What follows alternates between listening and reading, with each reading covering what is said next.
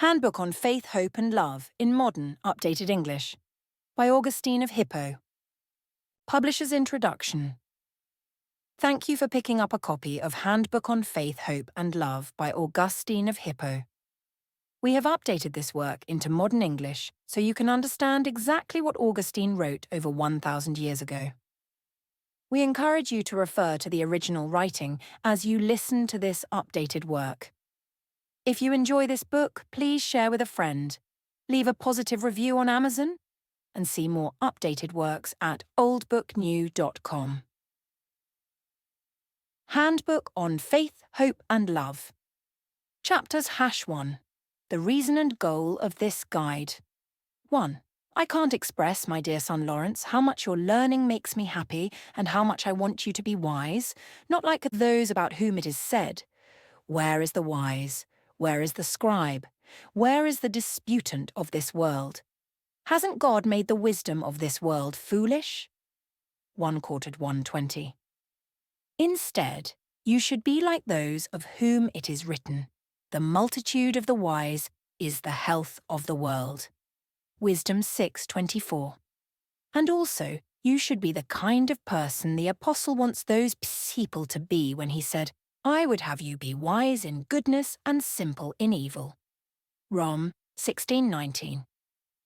2. Human wisdom is about being devoted to God.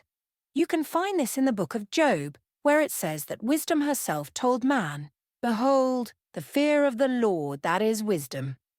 Job 28:28.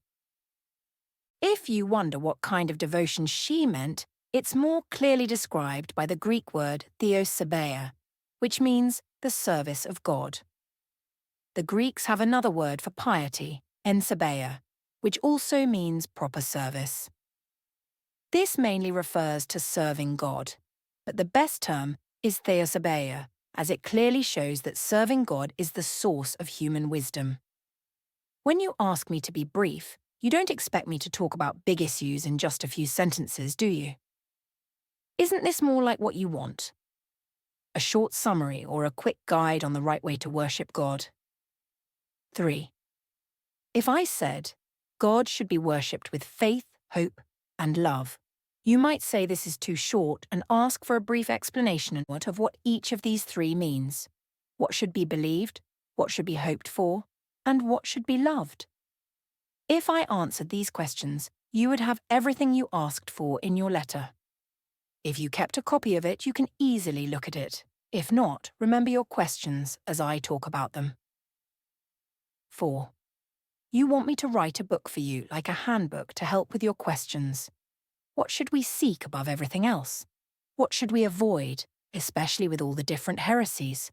How does reason support religion? Or what happens to reason when it's just about faith? What is the start and end of our efforts? What is the most complete explanation? What is the sure and unique foundation of the Catholic faith? You would know the answers if you understood what a person should believe, hope for, and love. These are the main things, really the only things, to look for in religion. Anyone who turns away from them is either not a Christian at all or is a heretic. Things we experience with our senses or analyze with our minds can be proven by reason, but for things beyond our physical senses, which we can't figure out on our own, we must believe without doubt the testimony of those who wrote the scriptures, who were divinely helped in their senses and minds to see and even predict the things they talk about. 5. As this faith which works through love starts to fill the soul, it begins to change into sight through the power of goodness. This allows those who are holy and pure in heart to catch glimpses of that indescribable beauty which is our greatest happiness. So here's the answer to your question about the start and end of our journey. We start with faith and are completed in sight. This is the most complete explanation. The solid foundation of the Catholic faith is Christ. The Apostle said, "For other foundation can no man lay, save that which has been laid, which is Christ Jesus." 1 Cor 3:11. We shouldn't deny that this is the unique basis of the Catholic faith. even though it seems to be shared with some heretics. If we think carefully about the meaning of Christ, we'll see that some heretics who want to be called Christians honor the name of Christ, but they don't have the true essence of Christ. Explaining all this would take too long because we would have to go through all the heresies that have existed, those that exist now, and those that could exist under the name Christian, and show that what we said applies to each of them. Such a discussion would require so many volumes that it would seem endless. 6.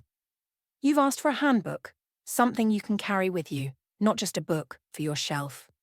So, let's go back to the 3 ways we said God should be served: faith, hope, and love. It's easy to say what we should believe, hope for, and love. But defending our beliefs against the criticisms of those who think differently is a harder and more detailed job. To have this wisdom, it's not enough to just have a handbook in your hand. You also need to have a strong passion in your heart. Chapter 2. The Creed and the Lord's Prayer as guides to understanding the theological virtues of faith, hope, and love. 7. Let's start with the Creed and the Lord's Prayer. What could be shorter to hear or read? What is easier to remember? Since humanity was heavily burdened by sin and in desperate need of mercy, a prophet, speaking about the time of God's grace, said, "And it shall be that all who invoke the Lord's name will be saved." Joel 2:32. That's why we have the Lord's Prayer. Later, the apostle, wanting to highlight this same grace, recalled this prophetic message and quickly added, "But how shall they invoke him in whom they have not believed?" Rome 10:14. That's why we have the Creed. In these 2 we see the 3 theological virtues working together. Faith believes, hope, and love pray. Yet without faith nothing else is possible, so faith also prays. This is what is meant by the saying, "How shall they invoke him in whom they have not believed?" 8. Now, can we hope for something we don't believe in? We can believe in something without hoping for it. For example, who among the faithful doesn't believe in the punishment of the wicked, but they don't hope for it? If someone believes that such punishment is coming for them and is scared of it, it's more accurate to say they fear it rather than hope for it. A poet, explaining the difference between these 2 feelings, said, "Let those who are afraid be allowed to hope." But another poet, and a better one, didn't say it correctly. Here, if I could have hoped for meaning, foreseen, such a terrible blow.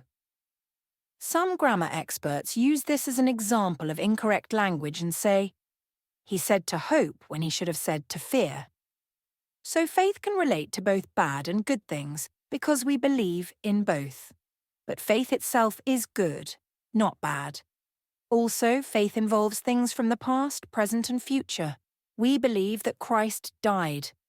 That's a past event. We believe he is sitting at the Father's right hand. That's present. We believe he will come as our judge. That's future. Faith also concerns our own matters and those of others. Everyone believes about themselves and others, and even about things that they started to exist at some point and haven't existed forever.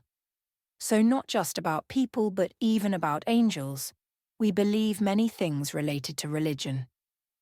But hope is only about good things, and only about things that are in the future and matter to the person who has hope. Because of this, faith and hope are different. They are different words and ideas.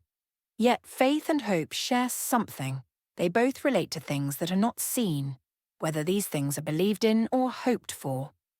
In the letter to the Hebrews, which is used by those who defend the Catholic faith, faith is described as the conviction of